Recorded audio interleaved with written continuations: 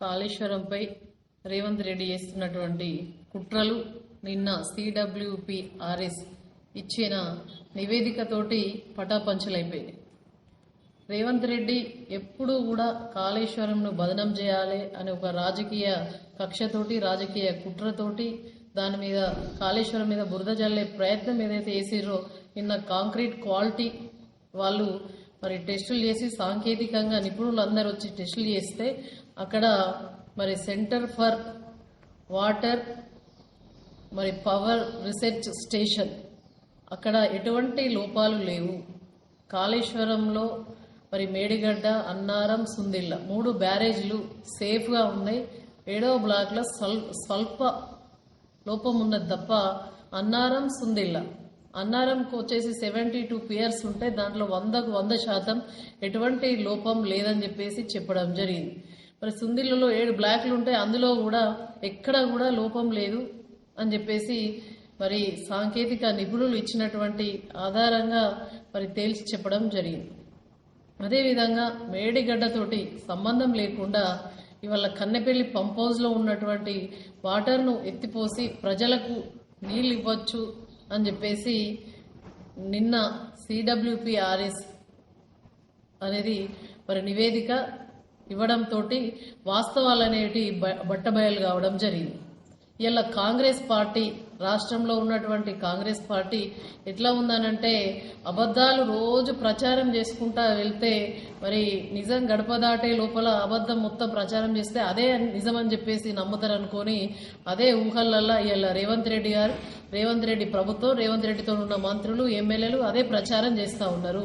కానీ కాంగ్రెస్ ప్రభుత్వానికి కేవలం రాజకీయం చేయడం మాత్రమే తెలుసు. ఆనాడు కేసీఆర్ గారికి రైతులకు సాగునీరు ఇవ్వాలి, ఏ విధంగా ఇవ్వాలని చెప్పేసి 3 సంవత్సరాల లోపలే అతిపెద్ద మహత్తరమైనటువంటి ప్రాజెక్టు కాళేశ్వరాన్ని కట్టి ఎక్కడ ప్రపంచంలో ఎక్కడ కరువు వచ్చినా కూడా మరి తెలంగాణ రాష్ట్రంలో ఏ రైతుకు కరువు రావద్దని చెప్పేసి కాళేశ్వరాన్ని కడితే ఇవాళ ఉన్న రేవంత్ రెడ్డి మరి అన్నం వండి పెట్టినట్టు సిస్టమ్ మొత్తం తయారుంది. ఎప్పుడు కరువు వచ్చినా కూడా ఆ మోటార్ లాంచ్ చేస్తే మరి రైతులకు నీళ్లు ఇవ్వచ్చు, తాగునీరుకు సాగునీరుకు ఎటువంటి ఇబ్బంది లేకుండా వాడుకునే విధంగా కేసీఆర్ గారు చేస్తే దాన్ని ఎప్పుడు బదనం చేయాలి, కుట్రపూరితంగా రైతులకు నీళ్లు ఇవ్వకుండా మరి ఇబ్బంది పెట్టాలి, దాని మీద కాళేశ్వరం మీద కేసులు పెట్టాలి అని చెప్పేసి ఒక రాజకీయ కక్ష సాధింపు చేస్తున్నాడు తప్ప మరి ఇలా ఏ విధంగా రైతులకు నీళ్లు ఇవ్వాలి అనే ఆలోచన మాత్రం రేవంత్ రెడ్డి గారికి లేదు.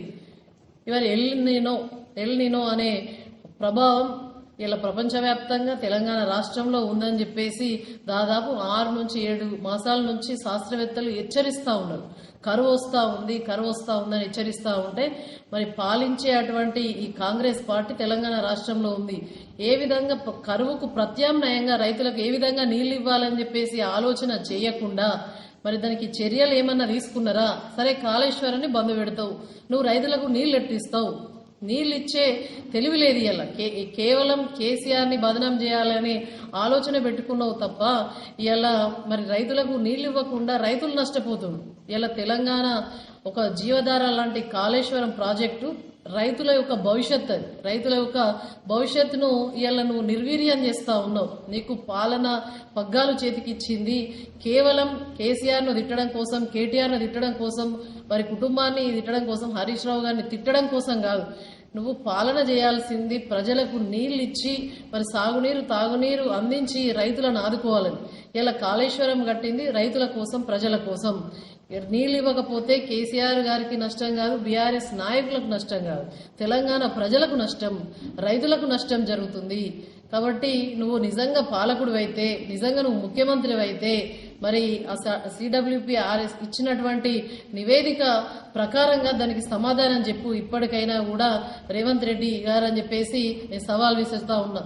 నీకు ఈ సాంకేతిక నిపుణులు ఇచ్చిన నివేదిక తెలియదు, శాస్త్రీయంగా ఏ విధంగా ముందుకెళ్లాలో తెలియకుండా ఇవాళ రాజకీయం చేస్తా ఉన్నావు. రాజకీయాలు కేవలం విమర్శ కోసం, రాజకీయాలు ఎప్పుడు చేయాలి, రాజకీయాలు ఎలక్షన్ల వరకే పరిమితం చేయాలి. ఇవాళ కాళేశ్వరం మరి నిండు కుండలాగా ఉన్నది, ఒక వరప్రదాయిని, ఒక ఆక్సిజన్ లాంటి కాళేశ్వరాన్ని రైతులకు నీళ్ళు ఇవ్వకుండా, కన్నపల్లి పంప్ హౌస్ నువ్వు ఆన్ చేయకుండా ఇవాళ నువ్వు మరి రైతుల పొలాలను భూములనన్నీ కూడా బీడు భూముల్లాగా మారుస్తున్నటువంటి నీచాతి నీచుడు ఎల్లా రేవంత్ రెడ్డి. ఎందుకంటే నువ్వు ఇప్పుడు గిట్ట నీళ్లు ఇవ్వకపోతే చరిత్రలో శాశ్వతంగా రేవంత్ రెడ్డి కాంగ్రెస్ పార్టీ అనేది కనుమరుగైపోవడం ఖాయం.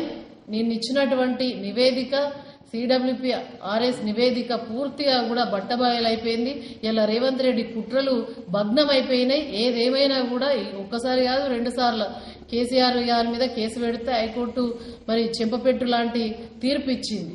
కాళేశ్వరం ఒక గొప్ప ప్రాజెక్ట్ అని చెప్పేసి మళ్ళా ఏదో కమిషన్ అని అదని ఇదని ఎన్ని కుట్రలు పొందినా కూడా ఇలా మేడిగడ్డ బ్యారేజ్లన్నీ కూడా సేఫ్గా ఉన్నాయి, రైతులకు నీళ్ళు ఇవ్వచ్చు, వాడుకోవచ్చు అని చెప్పేసి సాంకేతిక నిపుణులు చెప్పారు. బీఆర్ఎస్ పార్టీ చెప్పలేదని, వాళ్ళు బీఆర్ఎస్ పార్టీ వాళ్ళు కాదు, సాంకేతిక నిపుణులు చెప్పారు. కాబట్టి దాన్ని తెలివిగా వాడుకొని ప్రజలకు నీళ్ళు ఇవ్వాలని చెప్పేసి డిమాండ్ చేస్తున్నాం. ఈ కుట్రలు ఇప్పటికైనా కూడా మానుకొని రైతు ప్రయోజనాల కోసం మరి ఆలోచించాలని చెప్పేసి ఈ రేవంత్ రెడ్డిని హెచ్చరిస్తాము.